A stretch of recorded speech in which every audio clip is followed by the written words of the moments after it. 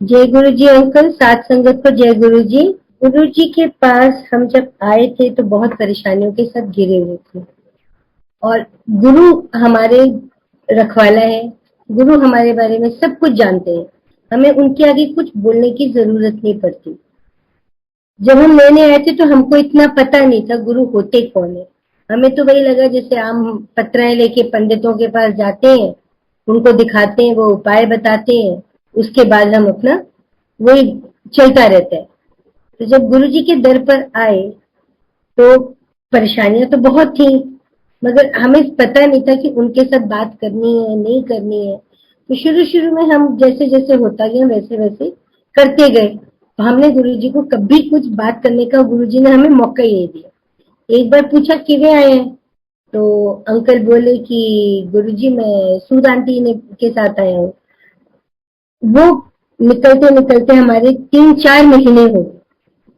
रोज हम लोग ये बात करें कि गुरुजी को बताओ, आप बात करो। सब लोग करते हैं, संगत गुरुजी से बात करती है, आप भी गुरुजी से बात करो। परेशानी का उनको बताएंगे नहीं तो पता कैसे चलेगा।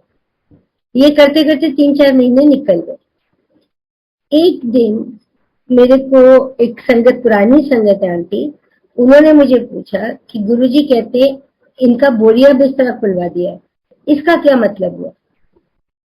जब उन्होंने मुझको ये बताया तो मेरे को बड़ी हैरानी हुई, क्योंकि हम लोग तो दोनों अंकल आंटी आते हैं गुरुजी के चरणों में बैठना, गुरुजी के सत्संग का आनंद लेना, उनके वचन सुनने, लंगर करना, प्रसाद खाना और चले जाना। हमारी किसी से कोई बातचीत नहीं होती थी।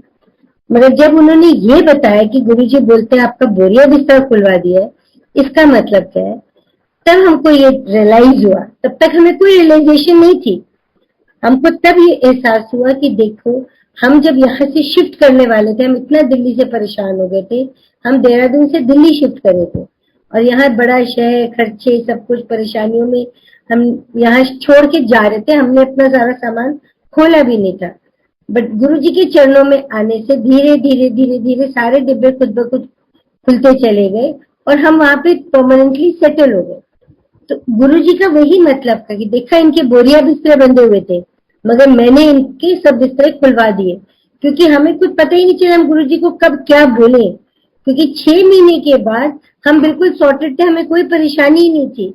हम आराम से गुरु जी में मस्त अपना सत्संग कर आते थे, सत्संग करते हुए जाते थे। हमने गुरु जी को कभी ये नहीं बताया कि गुरु जी हमको ये भी सुई चुभ रही है।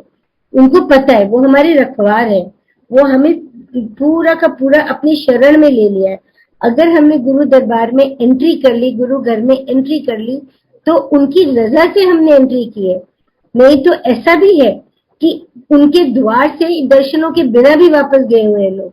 तो हम लोग बहुत भाग्यशाली हैं जो हम अपने गुरु के चरणों में, गुरु के घर में हमको एंट्री मिली हुई है। और आजकल तो जिस हिसाब से टेक्सेवी हो रहा है, जूम आ गया और इतने सत्संग हो गए, फेसबुक हो गया, गुरु जी का सत्संग तो हम हर जगह सुनते हैं। और जितना हम गुरु जी का सत्संग सुनते हैं उतने ही ब्लेस होते हैं, और सुनने वाला भी ब्लेस होता है, सुनाने वाला भी ब्लेस होता है। ये गुरु जी के कहते हैं ना, बहुत प्यारा और बहुत ही सिंपल सा तरीका है क्योर करने का। बड़ी बड़ी विपदाएं हमने इसी सत्संग के बीच में से ही दूर करी है। ऐसे ही जब उन दिनों बड़ा, आप लोगों ने सुना होगा जिन दिनों ये अनऑथराइज्ड घर सारे टूट रहे थे, तो हमें नहीं पता था, हमारा एक फ्लैट था जो हमने लिया हुआ था, वो बिल्डर ने हमें चीट करा था। वो एक्चुअली में बाद में पता चला कि वो अनऑथराइज्ड है। जब बुलडोजर आ गया था उसको गिराने के लिए, उस टाइम मैं आईएनए मार्केट में थी। पता नहीं जब फोन आया कि ऐसे ऐसे बुलडोजर वाले आ गए हैं, घर तोड़ देंगे, तो बट नेचुरल इतने नुकसान से हर आदमी घबरा जाता है। मेरे को कुछ नहीं सूझा, मैंने अपने ड्राइवर को बोला चल गुरु जी के आश्रम चलते हैं, पेरिस स्टेट गाड़ी दौड़ा ले। मुझको कुछ नहीं पता मुझे गुरु जी मिलेंगे नहीं मिलेंगे, क्योंकि वो बड़ा ऑड आवर्स थे। तो जैसे ही मैं गाड़ी रुकी, गुरु जी किचन के बिल्कुल सामने तैयार खड़े थे कहीं वॉकिंग के लिए जाने के लिए, और ऐसा लग रहा था जैसे वो मेरी वेट कर रहे हैं। तो मैंने मत्था टेका तो गुरुजी हंस के बोले चल ऐसा कर, चाय प्रसाद पी तो सीधा कर जा। उन्होंने मेरे से कुछ मुझे बोलने का मौका भी नहीं दिया। अच्छा, मैं थोड़ा सा डिप्रेस हो गई कि मैंने गुरुजी को तो बताया ही कुछ नहीं, और गुरुजी सैर के लिए चले भी गए। अभी आधे रास्ते वापसी में थी तो मुझे फोन आता है कि उन्होंने हमारे घर को छोड़ दिया, बाकी अगल बगल के घरों को डिमोलिश कर दिया है, बट हमारे यहाँ उन्होंने सुई भी टच नहीं की और वो चले गए। तो ये कौन कर सकता है? ये हमारे गुरु ही कर सकते हैं। मेरे को बोलने का मौका भी नहीं मिला और वो अपना कहते हैं ना कल्याण करके निकल भी गए सैर करने। ये नहीं फील होने दिया कि हाँ मैंने कुछ बोला नहीं या मैं कुछ बता नहीं पाई। और जब बाद में गुरुजी के आगे मत्था टेका तो मुझे छुट्टे बोलते, कर बचाते हूँ पक्का कम कर ले। और वो अनऑथराइज, तब तो सबको पता चल चुका था कि वो अनऑथराइज है, फिर भी वो जगह हम कहते हैं ना वो अच्छे प्राइस देके बिकी। तो ये गुरुजी की महिमा है, ये गुरुजी की लीला है। जहाँ कोई भी हमें बचा सकता है वहां हमारा गुरु हमेशा हमारे साथ रहते हैं, वो हमेशा हमको देखते हैं। हम जब गुरुजी के वहां आए थे, जब आना शुरू किया तो हमारा कार का एक्सीडेंट हो गया था, अच्छा खासा हुआ। और अभी नया नया दिल्ली में जमे बिजनेस सेटल करने की कर रहे थे तो फाइनेंशियल क्रंच भी था। तो गाड़ी का एक्सीडेंट मतलब गाड़ी रिपेयर करने के लिए हमारे पास ना पैसे थे और ना ही हमने सोचा था कि हम नई गाड़ी खरीदेंगे। तो गुरुजी के दर पे जब गए तो उस दिन अंकल बोले, चल आंटी आज ना एम्पायर स्टेट अंदर ले जाता हूँ गाड़ी। तो इनको मैंने मना भी किया, मैंने कहा क्या करोगे, अंदर जाके बाहर ही पार्क कर दो। तो वो गुरुजी ने जो कराना था, हम गाड़ी अंदर ले गए और बिल्कुल एम्पायर स्टेट के बगल में पार्क हो गई। आधी रात को संगत जब बैठी, थोड़ी संगत चली गई, थोड़ी ही संगत थी, तो गुरुजी कहते हैं चल आंटी बैठ, आके कड़ा प्रसाद खाने। तो गुरुजी निकल गए सैर करने के लिए। जब गुरुजी सैर करने के लिए निकले तो मैंने अंकल को बोला, एक तो आपने टूटी गाड़ी आपने बिल्कुल एम्पायर स्टेट के बगल में खड़ी कर दी। अंकल गुरुजी कहेंगे पता नहीं किसकी खटारा खड़ी है।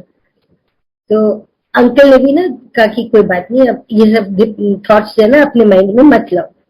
बात खत्म हो गई। गुरुजी आए, हमने बड़ा आनंद से करा प्रसाद, हम जितनी संगत पीछे थे हम सबने करा। ऐसे गुरुजी ने हमें 3:30-4 बजे तक आज्ञा दी। तो अगले दिन सुबह हमारे पास एक आदमी आता है, जी आपको अपनी गाड़ी बेचनी है। हम लोग शौक थे क्योंकि बेचनी तो थी, बट हमने किसी को बोला नहीं था कि हमको गाड़ी बेचनी है। तो अंकल बोले हाँ मेरे को बेचनी है, बाहर ही खड़ी है मैं दिखा देता हूँ। अंकल ने गाड़ी दिखाई उसको, वही वो फुल एंड फाइनल पेमेंट करके गाड़ी भी ले गया उसी टाइम।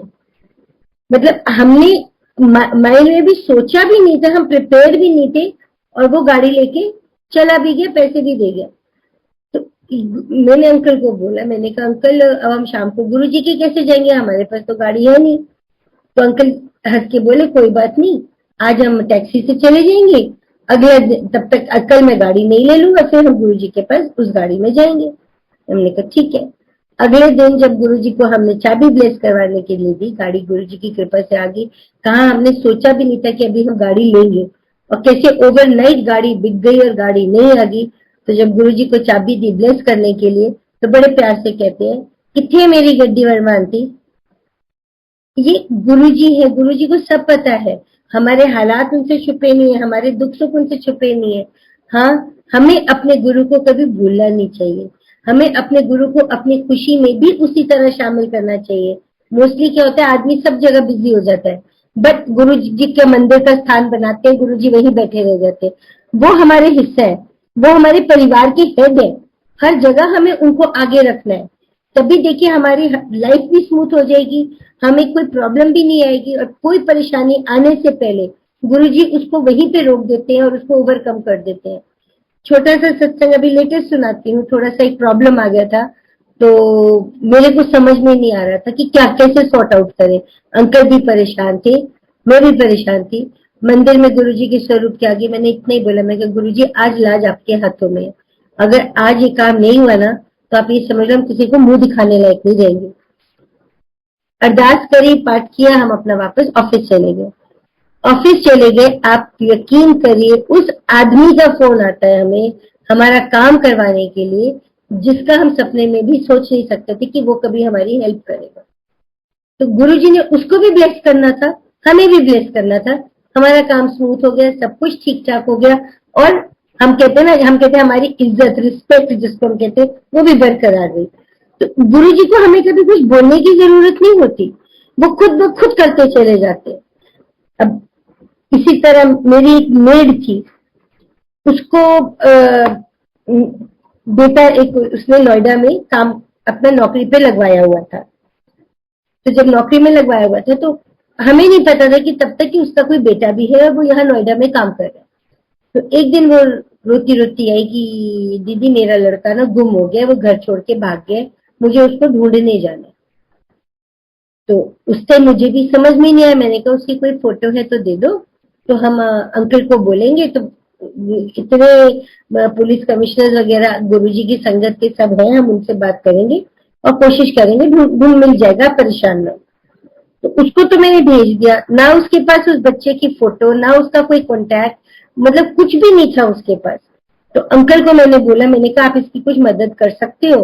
तो अंकल ने मेरे को बोला कि आंटी कोई फोटो हो कुछ हो तो मैं मदद भी करूं, मैं किसी से बात भी करूं, मैं हवा में कैसे बात कर दूं कि इसका लड़का गुम गया, तो कुछ तो उसका मुझको चाहिए ना, आइडेंटिटी वगैरह। तो कहते हैं ना जिससे आंटियों की आदत होती है, जब अपने सर पे चढ़ती है तो किसी की सुनती नहीं है। तो मैंने भी कुछ नहीं सुना और ऐसे बुड़ बुड़ कहते ना करते हुए अपने रूम में जब गई तो गुरुजी के हाथ का दिया हुआ एक बहुत बड़ा स्वरूप है कमरे में। तो ऐसे ही गुरुजी को मैंने बोला, मैंने कहा गुरुजी आज आपकी परीक्षा है, ये सब अंकल लोग तो भाव खाते हैं कि बिना फोटो के नहीं ढूंढ सकते, पर मुझको पता है बिना फोटो के आप ढूंढ दोगे। और आज आपको ये प्रूफ करना है कि आप अमीरों के गुरुजी नहीं हो जैसे कि काफी लोग कहते हैं, आप सबके गुरुजी हो, आप गरीबों के काम जल्दी कराते हो। तो और आज उसका लड़का मिलेगा तो मैं आपके दर पे आऊंगी, नहीं तो मैं दर पे नहीं आऊंगी, मैं आना छोड़ दूंगी। ये मेरे गुरुजी के साथ तकरार कहते ना, नोक झोंक चलती रहती है। तो मगर एक दिल में डर भी कि टाइम से मिल जाए लड़का, मुझे गुरुजी के पास जाना है। मेरी आंखें घड़ी पर कि उसका फोन आए, मुझे खुशखबरी दे। हम 4:15 4:30 के 4:45 के करीब घर से निकलते थे। 4:30 बजे उसका फोन आता है कि दीदी प्लीज गुरुजी के पास आप जाओगे, मेरा थैंक यू करना, कोई मेरा लड़का मेरे सामने छोड़ के गया, मुझे नहीं पता, मैं सुबह से ढूंढ रही हूँ, मुझे वो लड़का नहीं मिला, बट अभी कोई जैसे मेरे सामने उस लड़के को खड़ा करके चला गया, तो प्लीज आप जाके गुरुजी को मेरी तरफ से थैंक यू जरूर कहना। मैंने गुरुजी का शुक्राना किया, शाम को मत्था गुरुजी का मत्था टेका, तो गुरुजी देखे तो मेरी नजरें नीचे हो गई, क्योंकि गुरुजी के साथ लड़ाई तो की थी, लड़ाई हम कहेंगे इसको, तकरार जो होती है लड़ाई ही होती है। साथ में मैं बोलूं गुरुजी मेरा तो और कोई है नहीं, मैं तो आप ही को जानती हूँ और आप ही के आगे चाहे इसको लड़ाई समझो, मुझे माफ कर दो, बट हाँ जो मैंने किया गलत है, ये नहीं करना चाहिए। बट अब खड़े होके गुरुजी के पास जाके उनका शुक्राना करना मेरा फर्ज था। जब खड़े तो मैं उनके पास गई गुरुजी के पास, तो मुझे छूटते बोलते सारा दिन आंटी मुझे तंग करके रखती है, मेरे को और भी काम करते होते हैं, वो अब तो खुशी है उसका लड़का ढूंढ दिया है। ये गुरुजी है, हमें कहने की जरूरत नहीं है, चाहे वो कोई भी हो, गुरु के साथ जुड़ा हो, गुरु के दर्शन किए हो या ना किए हो, गुरुजी उनको अपनी शरण में लेते ही लेते हैं। हम कहते हैं जी हमें गुरुजी ने बुलाया, हमें नहीं बुलाया, क्या पता हमारे थ्रू किसका गुरुजी ने कल्याण करना है, तो उस कारण हमारी एंट्री गुरु घर में हुई है। ये हम नहीं जान सकते कि हमारे साथ कौन कौन जुड़ा है, कौन नहीं जुड़ा है, हम अपने ऊपर कभी कुछ क्रेडिट ले ही नहीं सकते, क्योंकि हम किसी काबिल है ही नहीं। गुरु के दर पे बैठे हैं, गुरु का दिया खाते हैं, गुरु का दिया जीते हैं, और गुरु जी की ब्लेसिंग के बिना हम कहीं नहीं है, बिल्कुल जीरो है, हम किसी चीज के सक्षम नहीं है। हम जब आए थे हमारे पास कोई काम नहीं था, आप समझिए हम सारा कुछ अपना बाइंड अप करके आए थे और यहाँ पे बैठे बैठे पैसे खत्म हो रहे थे। बट जब गुरुजी ने काम दिया तो इतनी अपॉर्चुनिटीज दे दी कि हमें चूज करना मुश्किल हो गया। बट उसमें भी गुरुजी की जब ब्लेसिंग ली, गुरुजी का हेल्प लिया, तो धीरे धीरे जो नहीं करने थे वो छट गए, जो करना था वो काम गुरुजी ने ब्लेस कर दिया। तो ये गुरुजी की लीलाएं हैं। आप जितनी अगर कोई पुरानी संगत है तो वो ये उन्होंने नोटिस किया होगा, जब हम गुरुजी के यहाँ मत्था टेकते हैं, जब गुरुजी के साक्षात जब दर्शन करने जाते थे, गुरुजी के यहाँ मत्था टेकते थे, तो गुरुजी हमको भी साथ में नमस्ते कर देते थे। वो क्यों करते थे? क्योंकि गुरुजी का मानना है और हमारा मानना है, हम सबके अंदर एक भगवान है जो हमारे इस शरीर को चलाता है। तो गुरुजी वो हमारे अंदर के भगवान को प्रणाम कर रहे थे, जो कि हमारी बुद्धि से ही रखेंगे, हमें गलत कोई काम नहीं करने देंगे। गुरुजी ने हमेशा यही बोला, अगर पैड़े काम करने हैं तो महापुरुषों को लांदी की लोड़ है, कि अगर हमें कोई गलत काम भी कर रहे हैं तो फिर हमें गुरुजी के यहाँ जाके तो हम कुछ भी नहीं पा सकते, क्योंकि उसके लायक ही नहीं रहेंगे। जब हम ह्यूमन वैल्यूज को, एक दूसरे की रिस्पेक्ट करना, अपने स्वभाव को ठीक करना, सही दिशा पे नहीं चल पाएंगे तो गुरुजी उसमें हमारी क्या मदद करेंगे? फिर वो हमें यही तो कहते, मेरे पास आए हो तो अपनी सब नेगेटिव थिंकिंग, गलत काम, ये सब छोड़ दो। ऐसे अंकल ने FL2 का लाइसेंस लिया, तो अपने फ्रेंड के साथ पार्टनरशिप में लिया। तो एक दिन इधर थे बड़े मंदिर में, जहाँ गुरुजी की समाधि है, वहां एक पेड़ होता था, उसके नीचे फोल्डिंग चारपाई बिछी हुई थी, तो वहां गुरुजी बैठे थे और अंकल और एक दो अंकल और थे। तो गुरुजी कहते हैं, बहुत कम ही गुरुजी बोलते, उस दिन गुरुजी बोल रहे थे, तो बता रहे थे कि अगर महापुरुषों के पास आना है तो पैड़े काम नहीं करने चाहिए। तो सब ये तीनों अंकल बड़े प्यार से सुन रहे थे। तो छूटते कहते, पूछ वर्मा नु हुने डॉक्टर नु रिश्वत दे के आया ना 15,000 रुपए। It is a fact, uncle Apollo hospital में डॉक्टर को रिश्वत दे के आए थे जब गुरुजी ने उनको अपने चरणों में बुलाया। कहते जब महापुरुषों के पास आना है तो ये सब काम नहीं करने चाहिए। कहते उस पैसे की लालच में उस डॉक्टर ने एक 9 साल की बच्ची को वो इंजेक्शन लगाया जिसको उस इंजेक्शन की जरूरत नहीं थी। वही अंकल ने गुरुजी के पैर पकड़ रखा, गुरुजी आज के बाद मेरा सामान बिकता है बिके, नहीं बिकता ना बिके, मैं किसी डॉक्टर को रिश्वत नहीं दूंगा। और आप यकीन मानो, हमारी सेल इतनी ज्यादा बढ़ गई, इतनी ज्यादा बढ़ गई कि हमें नहीं समझ में आता था कि हम कैसे अपनी क्वांटिटीज पूरी करें। तो ये गुरु लीला है। हम गुरु को समर्पित अगर होंगे, 200% होंगे, तभी हमें वो रिजल्ट का सुख भी पा पाएंगे, गुरु जी के आशीर्वाद हम ग्रहण भी कर पाएंगे। गुरु जी हमेशा आज भी हमारे रग रग में, रोम रोम में बसे। वो आज भी हमारी हर एक छोटी से छोटी बात सुनते हैं। ऐसा नहीं है कि किसी की सुनते, पिक एंड चूज गुरु के दर पे कभी नहीं होता। गुरु जी ने हर एक को इक्वल रखा है। वो तो कहते हैं हमेशा कि हम सब उनके आंखों के आगे कीड़े मकोड़ों की तरह, क्योंकि हमारे साथ और कितनी संगत है जो एसोसिएटेड है और जो गुरु जी की ब्लेसिंग ले रही है। हम अकेले ब्लेस नहीं होते, हमारे साथ इतने लोग जुड़े हैं, किसी के पास भी मतलब अगर हम बात करें तो गुरुजी ब्लेस करते ही करते हैं। ऐसे अंकल के जो कंपनी थी, उनके हेड थे, उनके इश्यू नहीं होता था। आप देखिए, सबने जवाब दे दिया, गुरुजी ने उनको ब्लेस किया हुआ था। और 6 साल पहले ही उनका एक बेबी बॉय हुआ। कब गुरुजी ने ब्लेस किया था उनको, और आज जाके उनको बेबी बॉय हुआ। तो हम ये नहीं जानते हमें कब क्या मिलेगा, मगर इतना फॉर श्योर है कि गुरुजी के दर पे आके पूर्ण समर्पण करना, उनके रजा में राजी होना, और हर चीज को, वहां फास्ट फूड पार्लर नहीं समझना चाहिए हमको। क्यों? गुरुजी को पता है हमें कब क्या चीज चाहिए और किस चीज की इंपॉर्टेंस पहले हमारी लाइफ में। हम नहीं ये चीजें तय कर सकते। ऐसे अंकल के जो बॉसेस थे, पेरेंट कंपनी थी, उनको बार बार बोलती थी कि अंकल आप ना श्रीलंका में ऑफिस खोल लो। तो एक बार गुरुजी ने अंकल से पूछा कि कहना है, तो गुरुजी अंकल ने कुछ नहीं बोला। फिर एक दिन अंकल ने उनको बोला कि गुरुजी बार बार मेरे को श्रीलंका में ऑफिस खोलने को कह रहे हैं। तो गुरुजी कहते हैं की लोड़ है, फर्स्ट क्लास चल रहा है, बैठा रहे। बात खत्म हो गई। 5-6 महीने के बाद कंपनी वालों को फिर दौरा चढ़ा कि जी आप श्रीलंका में ऑफिस खोल लो। अंकल बोले कि आंटी ऐसा है, 2 दिन तुम गुरुजी को संभालो, आप गुरुजी को ना बताना, मैं गुरुजी को बिना बताए श्रीलंका होके ऑफिस खोला था, हम बिजनेस नहीं करेंगे, बट इतना सिर खा रहे हैं मेरा, तो मैं ऑफिस खोल के आ जाता हूँ। तो मेरे मन में थोड़ा सा खटका कि इतनी दूर जा रहे हो और गुरुजी को बता के नहीं जा रहे हो तो गलत है, आप उनसे बात करके जाइए। तो अंकल को मैंने कहा अगर मुझसे गुरुजी पूछेंगे मैं तो बता दूंगी। तो वो भी गुरुजी ने मौका नहीं दिया। जैसे ही अंकल एयरपोर्ट के लिए रवाना होने वाले थे तो गुरुजी का फोन आता है कि अंकल की कर रहे हैं। तो अंकल ने बोले क्या मैं जा रहा हूँ श्रीलंका ऑफिस खोलने।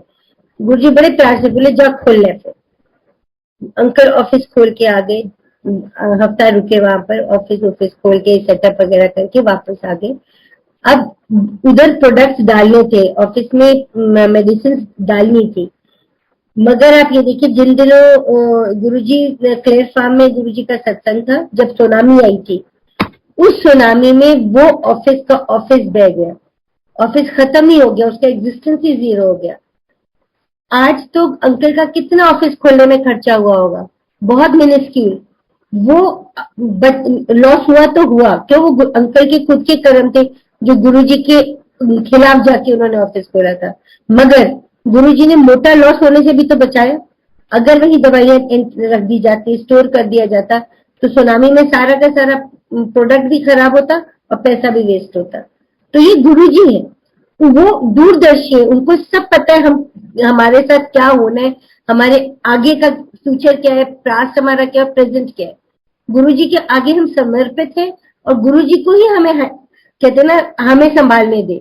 हम अपना दिमाग मत लगाएं। जहां कहते हैं गुरुजी बोलते, जहां डॉक्टरों की साइंस खत्म होती है, वहां गुरुजी की तो शुरुआत होती है। बड़े से बड़े डॉक्टर्स फेल हो जाते हैं, वो कहते हैं क्योर नहीं हो सकता, बट हमारे गुरुजी एक चुटकी में क्योर कर देते हैं, अपने इतने स्वाद लंगर प्रसाद से हमारा क्योर कर देते हैं। मगर ये डॉक्टर्स के बस का नहीं है, ये साइंटिस्ट नहीं बता सकते। मेरे एक मुंह बोला भाई था, न्यूरो सर्जन था एम्स में। ऑपरेशन के दौरान कहीं उसका ब्लड मिक्स हो गया था, हेपेटाइटिस बी की लड़की थी, बड़ी छोटी सी, जिसका कर रहा था, तो उसकी बीमारी काफी बढ़ गई थी। तो डॉक्टर्स उसका इलाज नहीं शुरू कर पा रहे थे और बहुत क्रिटिकल हालत में था। तो एक दिन ऐसे ही बैठे थे, गुरुजी के पास मत्था टेका, तो मेरे मन में आया मैं बात कर लूं गुरुजी से, अगर क्योर हो जाए तो बहुत परेशान है। तो गुरुजी को जब मैंने बोला तो मुझे हंस के बोले, कच्चा है पक्का है? तो मैंने कहा गुरुजी है तो कच्चा भाई, मगर पक्कों से भी ज्यादा प्यारा है। तो कहते अच्छा फोटो लेके आना। तो जब गुरुजी ने कहा फोटो लेके आना, अगले दिन मैं फोटो लेके गई जब गुरुजी के पास, गुरुजी ने वो फोटो इतनी जबरदस्त उछाली कि गुरुजी की गद्दी से एम्पायर स्टेट का जो पिलर है वहां तक जाके फोटो गिरी।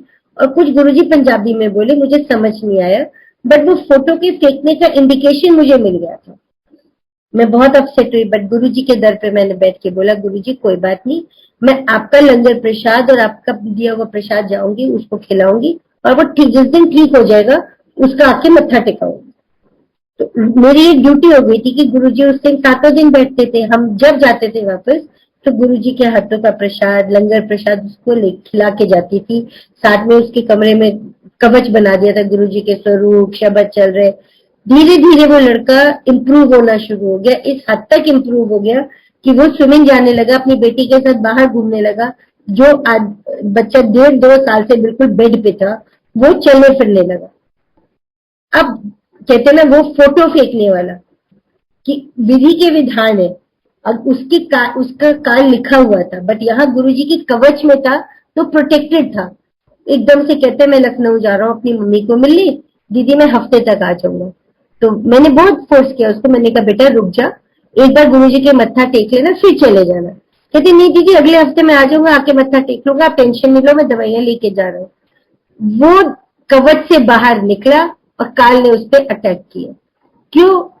सबने बोला था इसका बहुत भारी है, बहुत भारी है, ये नहीं जिएगा, इसका पत्र में ये लिखा है वो लिखा है, उसकी मम्मी बहुत बोलती थी, बट गुरुजी ने उसको टोटली क्योर कर दिया था।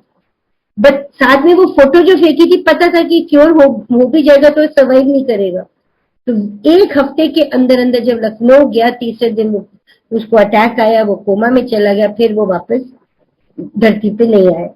तो गुरुजी के यहाँ जाके हमको हर चीज पॉजिटिव हो ये भी एक्सेप्ट नहीं करना चाहिए। हो सकता है गुरुजी ने उसको मुक्ति दिला दी हो, आगे की लाइफ बहुत खराब हो। अपने फादर की मौत मैंने मांगी थी गुरुजी से। मेरे फादर को मोटर न्यूरॉन डिजीज थी, तो उसमें क्या होता है धीरे धीरे सारे बॉडी के पार्ट्स सेंसलेस हो जाते हैं। तो उनकी आवाज तो चली गई थी और वो बेड रिडन तो एक तरह से हो ही गए थे, तो उनकी तकलीफ देखी नहीं जाती थी। तो जब मैं उनको मिलके वापस आ रही थी तो रात गुरुजी के मंदिर में, अपना घर के मंदिर में गुरुजी के स्वरूप के आगे यही अरदास की, गुरुजी अगर तो इन्होंने ठीक होना है तो इससे ज्यादा कष्ट दो, हम दिल पे पत्थर रख लेंगे, मगर अगर नहीं होना तो इनको मुक्ति दे दो, क्योंकि तकलीफ में देखा नहीं जाता। शताब्दी अभी तक कानपुर भी नहीं पहुंची थी तो ही पास्ट अवे।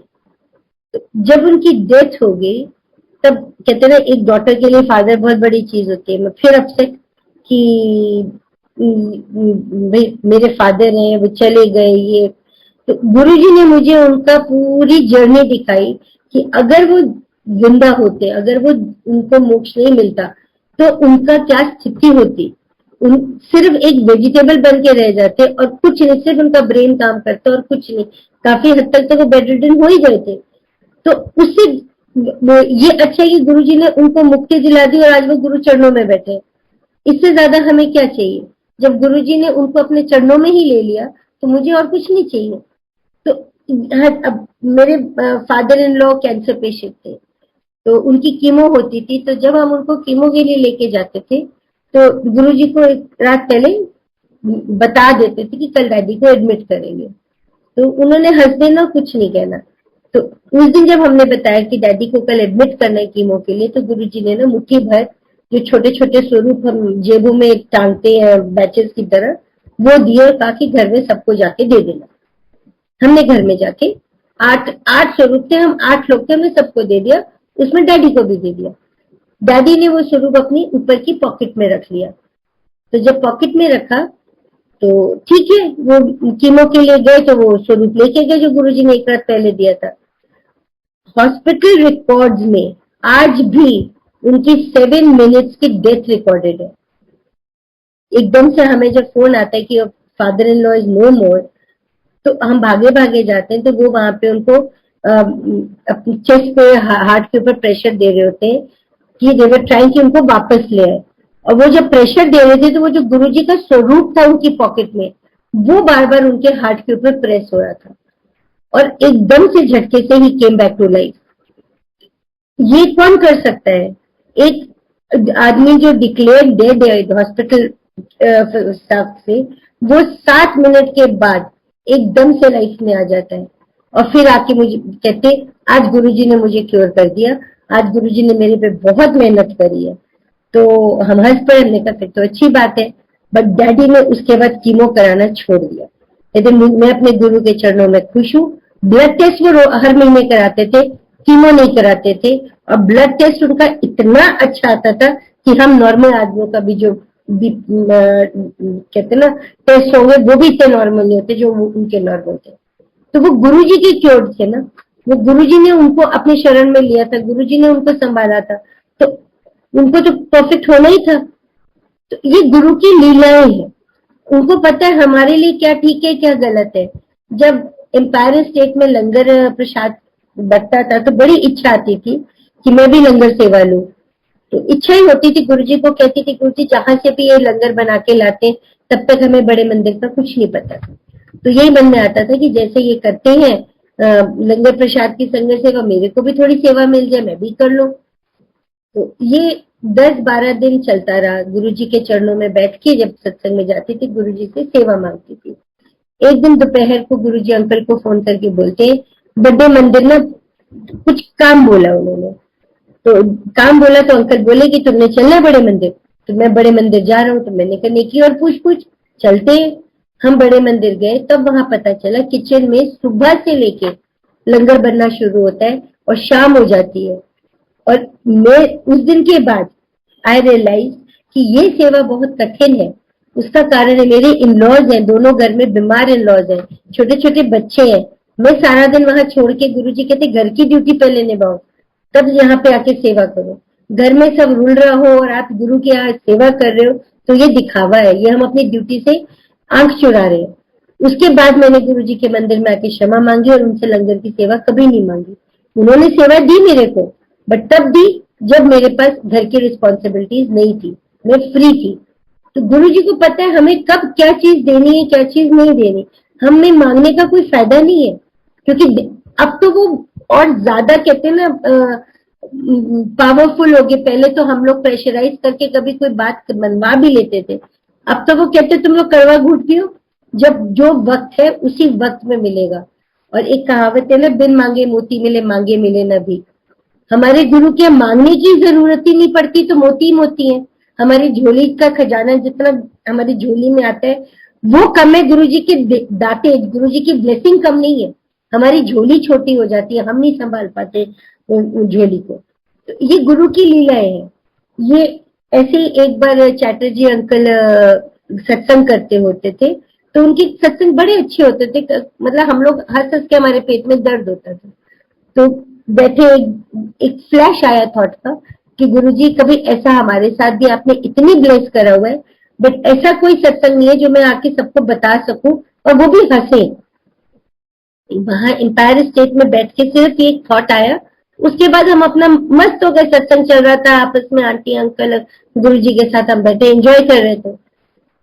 अगले दिन हमें गुरुजी के साथ पंजाब जाना था, तो हमें सुबह 6 बजे वापस एम्पायर स्टेट आना था। तो गुरुजी ने 3 साढ़े 3 बजे आज्ञा दे दी। जब उन्होंने आज्ञा दे दी तो हम अपना अंकल और हम गुरुजी का सत्संग करते हुए वापस जा रहे थे। रात का टाइम, सड़कें भी खाली, अंकल की स्पीड भी अच्छी खासी। इंडिया गेट बिल्कुल खाली होता है, इंडिया गेट में कभी कोई नहीं, इतनी रात को तो वैसे ही कोई नहीं मिलता। तो जैसे ही इंडिया गेट का हम टर्न ले रहे थे मोड़ में, एकदम से क्या देखते, दो बड़े बड़े ऊंट। आज तक मैंने इतना बड़ा ऊंट नहीं देखा जिंदगी में। दो बड़े बड़े ऊंट चल रहे हैं और उन्होंने जैसे ही देखा अंकल की कार आ गई, वो दौड़ने लगे। तो स्पीड में एकदम भी ब्रेक नहीं लगती। तो कुछ समझ नहीं आया, जैसे मेरे मुंह से निकलने वाला था जय जी, गुरु जी का जी आया बस मुंह में, हमारी कार उन ऊंटों के पैर के बीच में से निकली और फर्स्ट क्लास कहते हैं ना तेज रफ्तार में, और मैंने अपनी खिड़की के पास से ऊंट की टांग देखी है। तो अंकल एकदम से ब्रेक लगाया, पीछे मुड़ के देखा तो वो ऊंट गायब, वो ऊंट ही नहीं हमें नजर आया और मैं हंसने लग गई। तो अंकल बेचारों के एकदम ना हाथ पैर कांप गए कि ये तो बहुत बड़ी बात थी, ऊंट के नीचे से कार लेके जाना, वो भी उस टाइम होंडा अकॉर्ड थी, तो वो साइज भी कार का अच्छा खासा, कोई छोटी नैनो कार भी नहीं थी। तो अंकल मुझे देखिए कहते तुम्हें बहुत हंसी आ रही है। तो मैंने छूटते हंस के बोला ये पंगाज मेरा लिया हुआ है। कहते क्या मतलब? फिर उस थॉट के बारे में मैंने अंकल को बताया कि ऐसे ऐसे मेरे दिमाग में फ्लैश आया था, बात खत्म हो गई। गुरु जी ने कहा लो आंटी पूरी कर लो।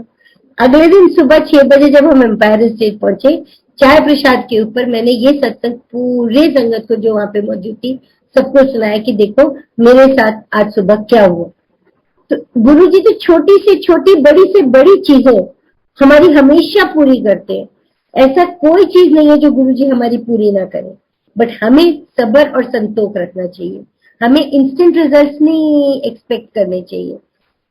गुरु जी ने हमें कब क्या चीज देना चाहते हैं वो हमें नहीं पता।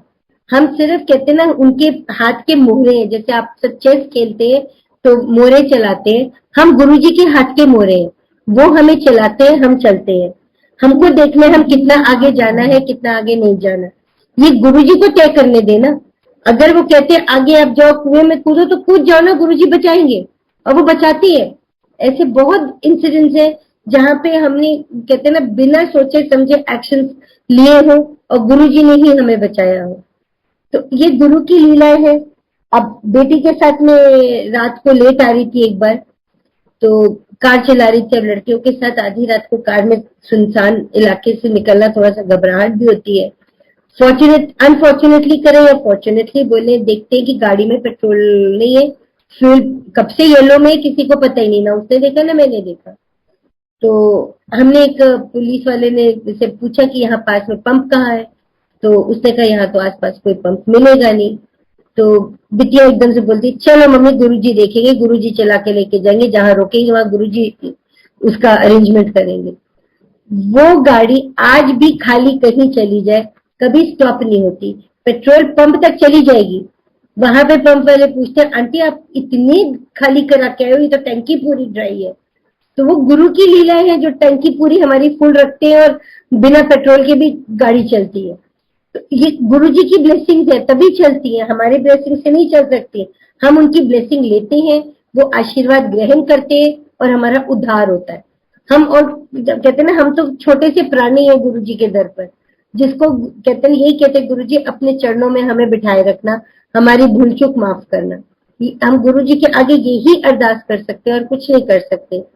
मेरी मेड है जो आजकल है, उसके हस्बैंड ने छोड़ दिया था उसको, तो बड़ी परेशान रहती थी। तो एक दिन मेरी एनिवर्सरी में वो गिफ्ट लेके आई, छोटा सा हार्ट बना हुआ। तो मैंने इसको बोला, परेशान तो रहती थी कि अकेली लेडी खुद कमाती है, एक बेबी भी है, तो मुश्किल हो रहा था उसका गुजारा करना।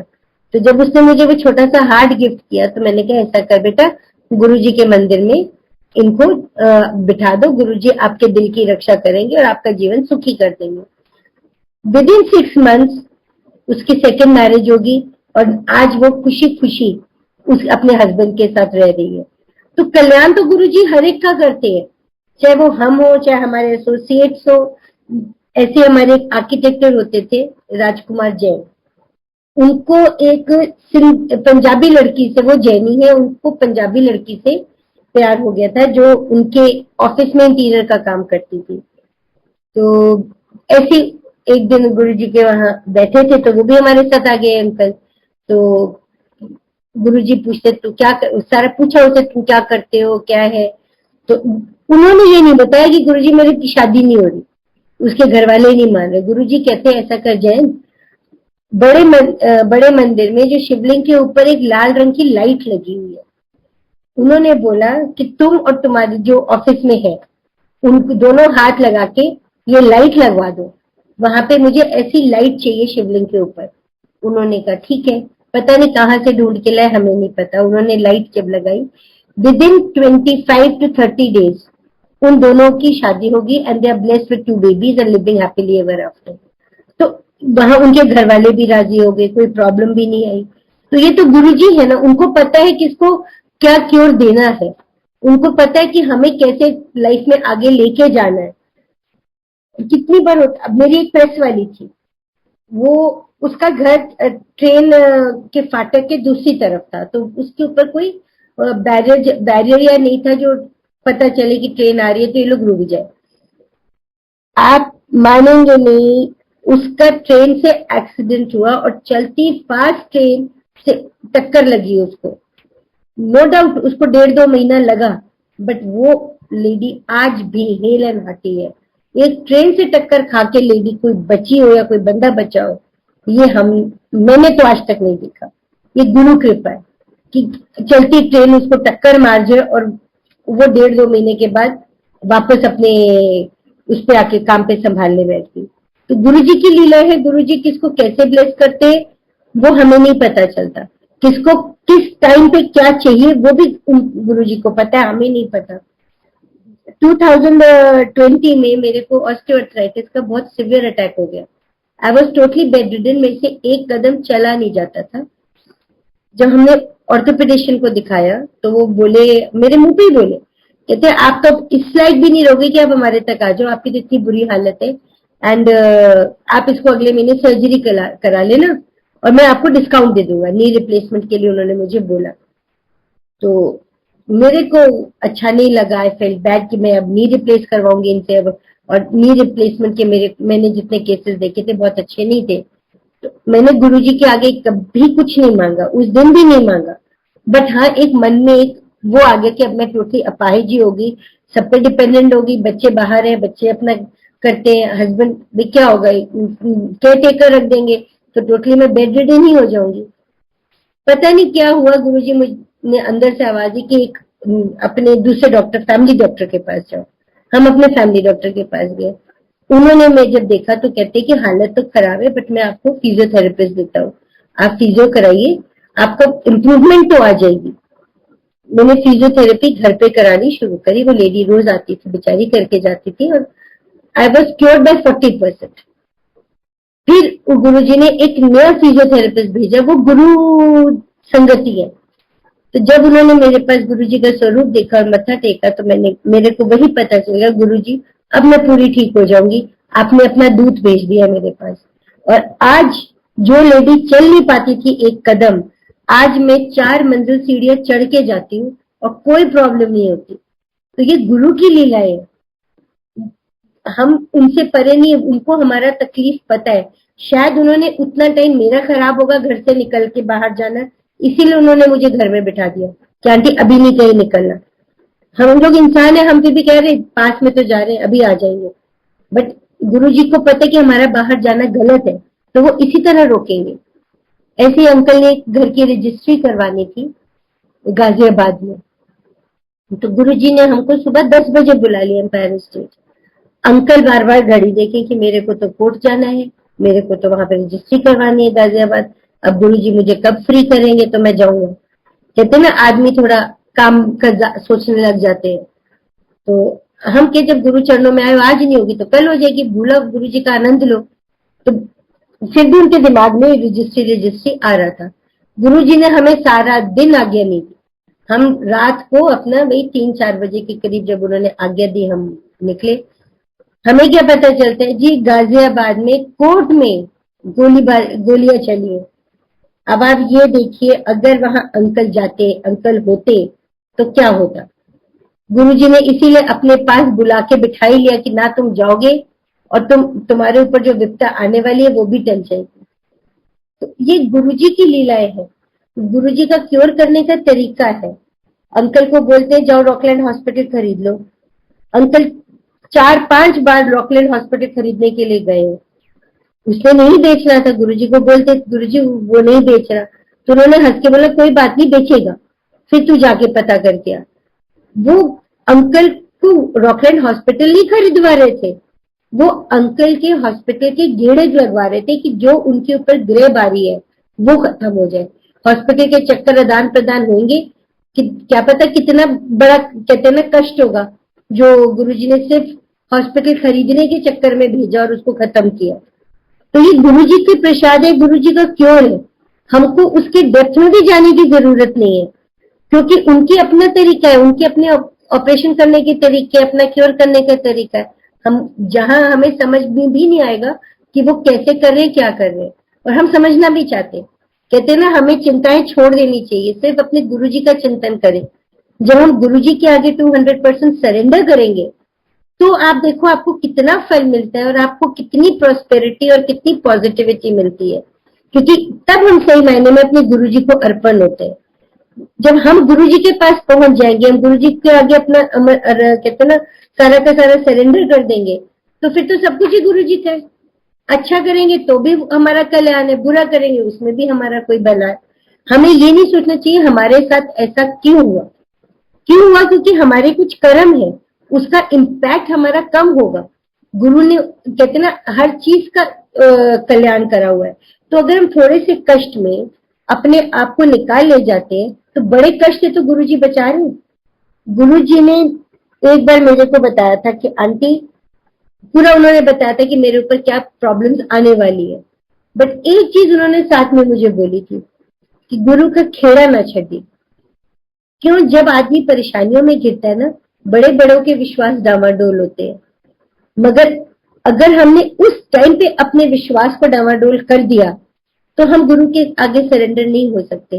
फिर हमें ये सत्संग में बैठना, सत्संग में सुनना कोई फायदा नहीं होता। क्यों, हम उसका पूरा लाभ नहीं ले पा रहे, हम पूरी ब्लेसिंग नहीं ले पा रहे, हम सिर्फ इफ एंड बट में लगे हुए कि ऐसा नहीं होता तो ऐसे कर लेते, गुरुजी ऐसे कर दो। ये सब हमें नहीं सोचना चाहिए, वो करने दो ना। अगर हमें सुई लगनी है, हमारा ऑपरेशन होना है, कुछ होना है, तो उसमें भी हमारा भी भला है, जो हमारे साथ कर रहा है उसका भी भला है। मेरे हाथों में बिल्कुल जान नहीं थी, आज भी अगर आप चुट्टी काटो, पिंच करो, तो मेरे हाथों में सेंसेस नहीं है। क्यों, इसकी एल्बो तक की मोस्टली जो है इसकी सेंसेस खत्म हो चुकी है। बट आप देखिए गुरुजी मेरे से आज भी सब काम करवा रहे हैं, मैं उसी तरह करती, चाहे मैं ग्रिप नहीं ले पाती, फील नहीं करती, अंदाजे से पकड़ती हूँ, बट मेरा काम फर्स्ट क्लास चल रहा है। क्यों, गुरुजी संभाल रहे हैं ना। अगर जिस दिन मैं इफ एंड बट में आ जाऊंगी, मैं इसमें लग जाऊंगी कि नहीं मेरे को खुद ठीक होना है, डॉक्टर को दिखाना है, डॉक्टर को दिखाते हैं, वो दवाइयां देते हैं, बाकी असली दवाई तो हमारी गुरुजी दे रहे हैं, हमें तो वो रास्ता दिखा रहे हैं, वो हमें चला रहे। तो इस तरह हमको उनके आगे समर्पित होना बहुत जरूरी है। जैसे हम चाय में शक्कर डालते हैं, जितनी डालेंगे उतनी मीठी होगी ना, उसी तरह जितना श्रद्धा, जितना विश्वास, जितना सरेंडर हम अपने गुरु के आगे करेंगे, उतनी ही हमारी लाइफ पॉजिटिव होगी, मिठास होगी, और खुशहाल होगी। हमें इफ एंड बट हम करना भी क्यों चाहें, हमारे कहते हैं ना फादर मदर गुरु सब वही तो है। हम किसी के आगे अपना दुखड़ा नहीं रो सकते, झोली किसी के आगे नहीं फैलाओ, अपने गुरु के आगे फैलाओ। उनकी आप फैलाओगे भी नहीं तो भी झोली भरते हैं वो, फैलाने पे तो पता नहीं क्या क्या दे दें वो आपको। तो गुरु जी की ब्लेसिंग है, गुरु जी के साथ हमको चलना चाहिए। एक दिन क्या हुआ कि मेरा छोटा ब्रदर है, उसको रोटरी का बहुत एक्टिव मेंबर है, उसको बहुत शौक है। उसको शुरू शुरू में बहुत शौक बन चढ़ा कि मेरे को गवर्नर बनना है। अब इलेक्शंस में पैसा भी खूब खर्चा होता है, और वो इतना पैशनेट कि मेरे को ये लगे कि अगर ये नहीं बना तो या तो डिप्रेशन में चला जाएगा या कुछ अनहोनी होगी। तो गुरु जी के आगे एक ही अरदास की थी, गुरु जी बस इसकी रक्षा करना, इसका दिल ना टूटने पाए। वो गवर्नर के इलेक्शन के लिए खड़ा हुआ, जो उसका ऑपोजिशन था वो ही बैठ गया, बिना किसी ऑपोजिशन के वो लड़का कहते ना होल सोल करके 1 साल उसने गवर्नरशिप में करी। ये कौन कर सकते हैं? ये अपने गुरुजी ही कर सकते हैं। उन्होंने सबकी छांटियां करके अकेला उसको ही रखा कि भाई तुम बन जाओ गवर्नर, कोई प्रॉब्लम नहीं, कोई तुम्हारा कंपटीटर ही नहीं। ये कंपटीशन तो वो बिठाते हैं, हम नहीं बिठा सकते। मेरे बच्चों को एक सर पढ़ाने आते होते थे, वो खुद पंडित थे, खूब पूजा पाठ करते थे, उनके इश्यू नहीं था कोई। तो वो बहुत परेशान, इतनी पूजा पाठ करना। मैंने उनको बोला एक बार कि चलो गुरुजी के चलते हैं, आपका कल्याण हो जाएगा। तो मुझे बोले मैं पंडित आदमी हूँ, मैं पाठ कर रहा हूँ, मेरी पूजा चल रही है, एक बार पूजा कंप्लीट हो जाएगी तो मेरे को पॉजिटिव रिजल्ट मिल जाएगा। उनकी पूजा भी कंप्लीट हो गई, उनको रिजल्ट भी नहीं मिला, तो वो बहुत मायूस हुए। तब गुरुजी ने हमें सौभाग्य दिया था कि वो घर पे चरण डाल रहे थे। तो मैंने सर को बोला, मैंने कहा सर गुरुजी तो घर आ रहे हैं, आप एम्पायर स्टेट नहीं जाना चाहते मत जाइए, मगर आप एक बार आके गुरुजी के दर्शन तो कर लीजिए। आप मैथ्स पढ़ाते हो, अगर आपका कुछ कल्याण हो गया तो आपको प्रॉफिट है, अदरवाइज लॉस तो है ही आपका, उसमें तो गुरुजी ने कुछ करना नहीं। खैर वो मान गए, वो आए। तो गुरुजी ने उनको प्रसाद देते टाइम बोले कि छोटे मंदिर आई। जी गुरुजी। अगले दिन वो मेरे साथ छोटे मंदिर गए। गुरुजी ने उनको हंस के बोला, ले तू मुंडा मुंडा मांग रहे, मैनू अडॉप्ट कर ले, मैं केड़ा ब्याह कराया है। तो हम सब हंस पड़े।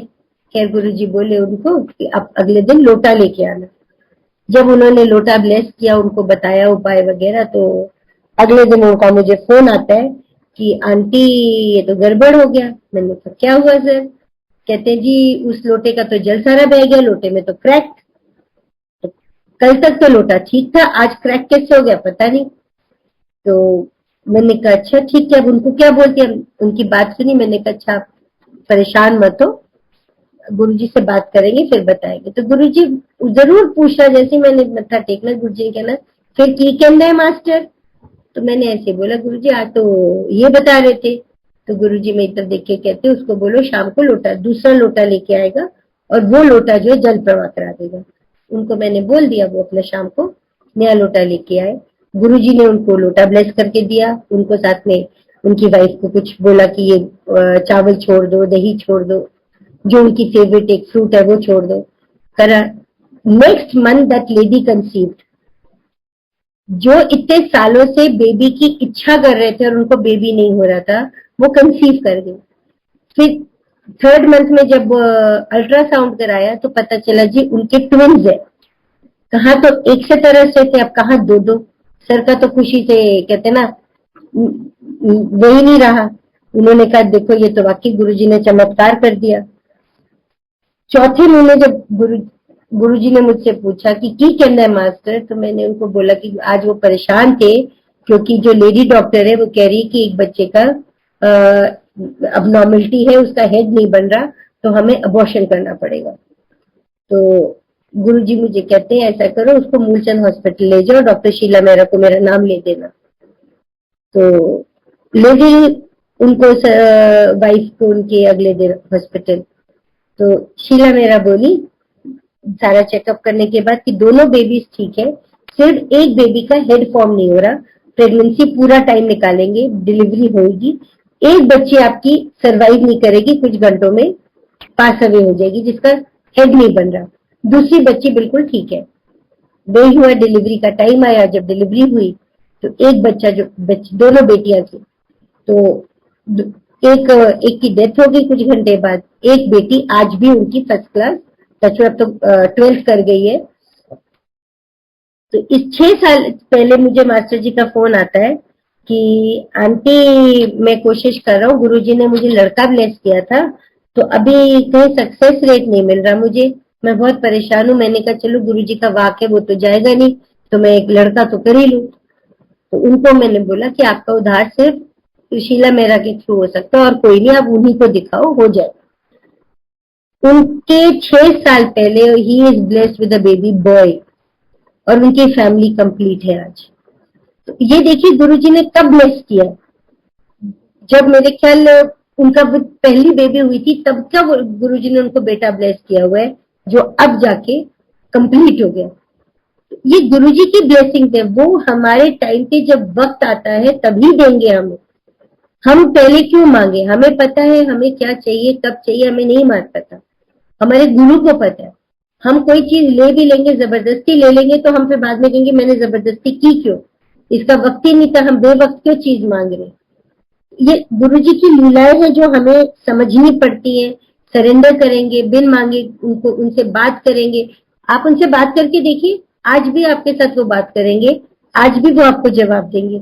मेरे को बहुत लोगों ने बोला, गुरुजी ने मेरे को बोला आप हमारे साथ काम करिए, ये करिए। मैं नहीं मानती हूँ, क्योंकि गुरुजी सबके प्यारे हैं। अगर गुरुजी किसी को मेरे बारे में बोल सकते हैं, तो गुरुजी मुझे भी मेरे बारे में बोल सकते हैं। हमें अपने आप को गुरु को अर्पण करके रखना है, और बोलते हैं गुरु जी से बात करिए, वो सब बातों का जवाब भी देते हैं, आज भी देते हैं। आज तो बहुत जल्दी जवाब मिलता है। अब एक बार बैठ के निब तो जोड़ो, आप फिर देखो गुरु की लीलाएं, बहुत मजा आएगा।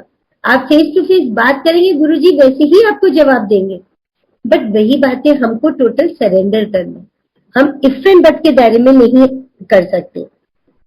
एक बार गुरुजी ने हमें आज्ञा दे दी जल्दी, तो हम मत्था टेक के जब निकल रहे थे, तो सीढ़ियों तक ही पहुंचे थे, गुरुजी ने वापस बुला लिया इशारे से।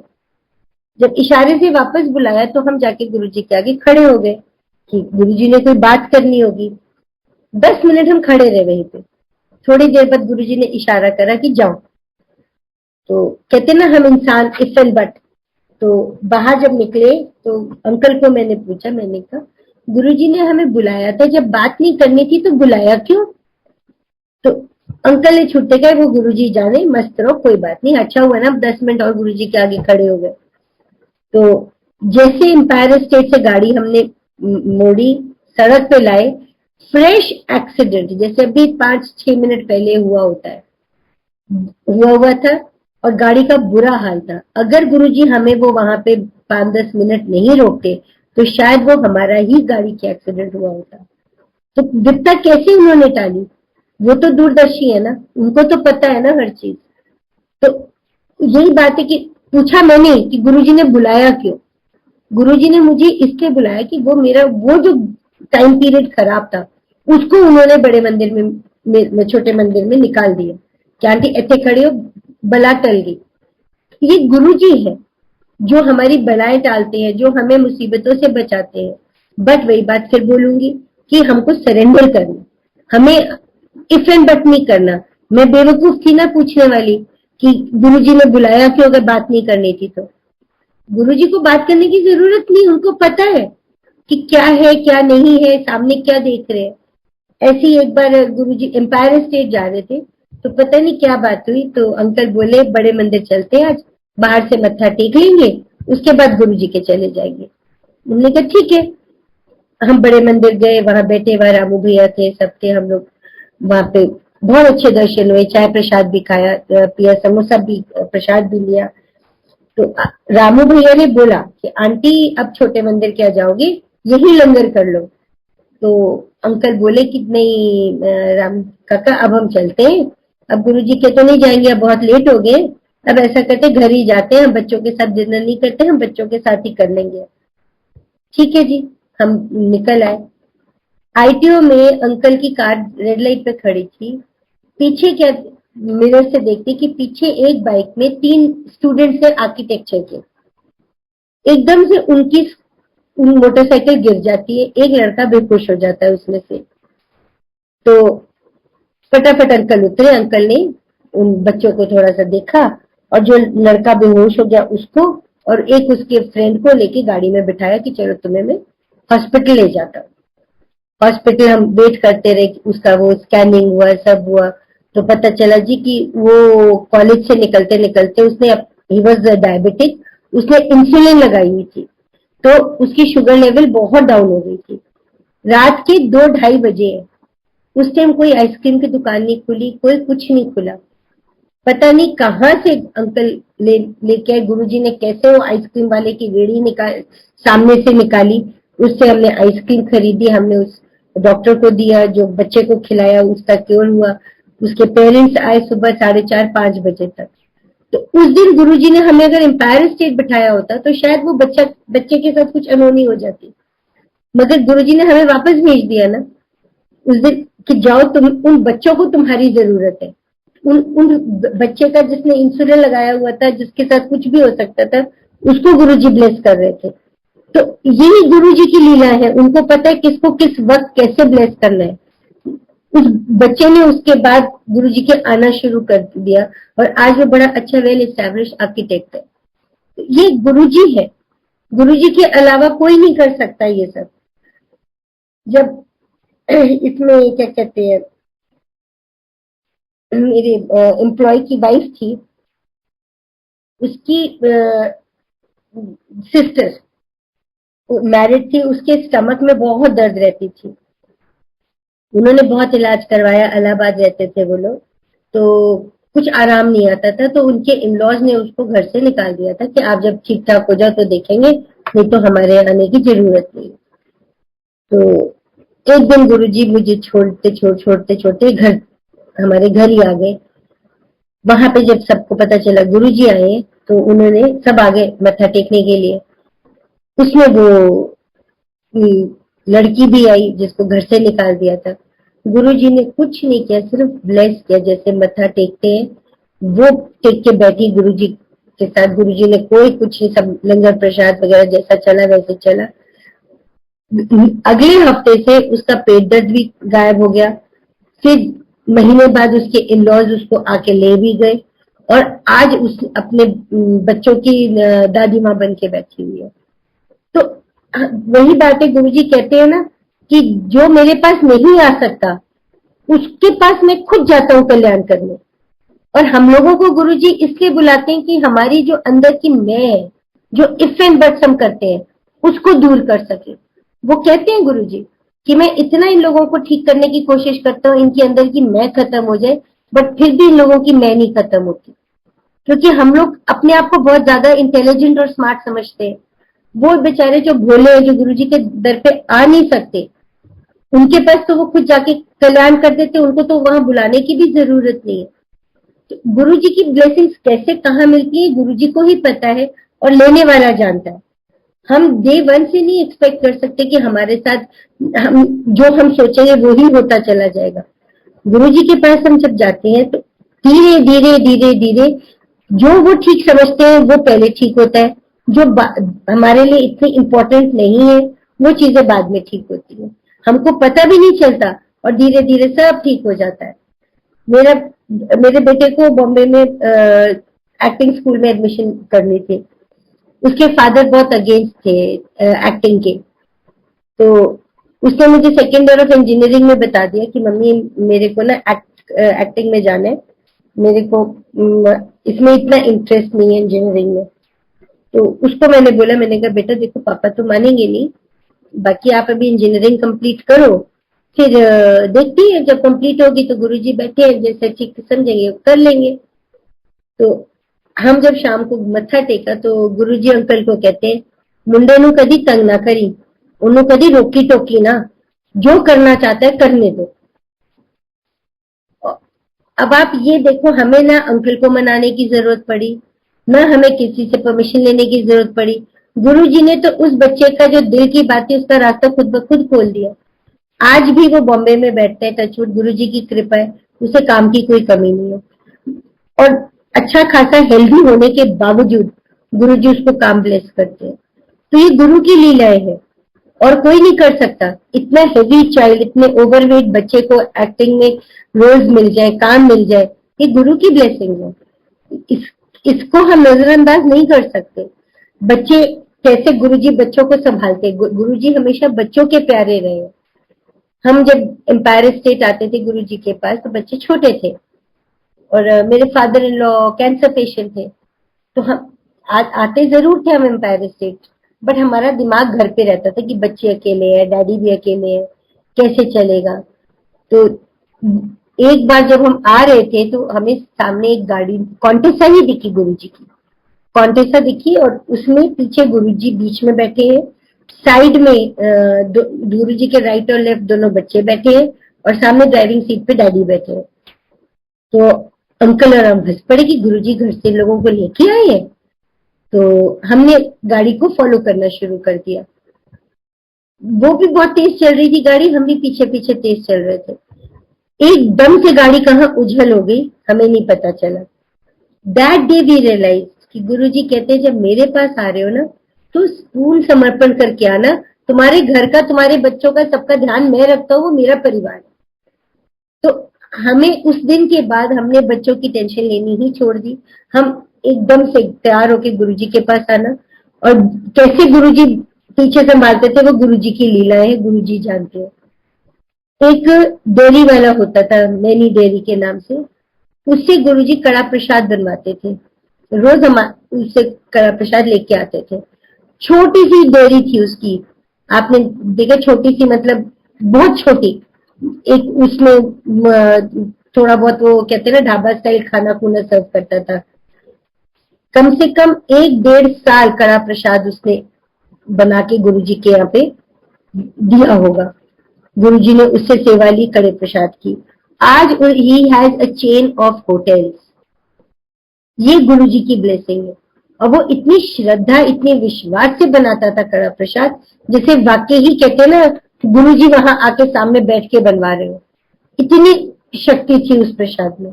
तो आज जिस बंदे ने इतनी कहते हैं ना डेडिकेटेडली गुरुजी को अपनी भक्ति समर्पण करी हो, वो आज चेन ऑफ होटल्स का मालिक ही बना ना, गुरुजी ने ब्लेस किया ना उसको। तो गुरुजी की यहाँ ब्लेसिंग हमेशा मिलती है।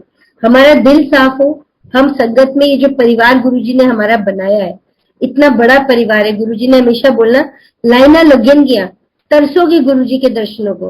और ये बात सच है। आज हम सब जानते हैं कि लाइनें ही लगती हैं और कितने घंटों के बाद जब जाते हैं तो एक झलक ही मिलती है अपने गुरु की। ये गुरु की लीला है ना, जो उन्होंने इतना बड़ा परिवार बनाया है। और हमेशा एक ही चीज बोला है, दुख है सुख है यही परिवार तुम्हारा है, यही तुम्हारे काम आएगा, और कोई तुम्हारे सगे संबंधी नहीं है। और आज भी हम जब संगत में आपस में बैठते हैं तो वाकई इतने आनंद में हो जाते हैं कि हम सब सुख दुख भूल जाते हैं। क्यों? हमारा प्यार की जो कहते हैं ना मजबूत पिलर है वो है हमारे गुरु। उन गुरुजी ने हमारे सारे परिवार को जोड़ के रखा हुआ है।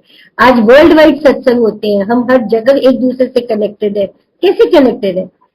सिर्फ एक ही कनेक्शन है ना सबका बीच का, वो है गुरुजी। इतनी स्ट्रॉन्ग कनेक्शन के साथ ये परिवार में हमें इतना आनंद मिलता है।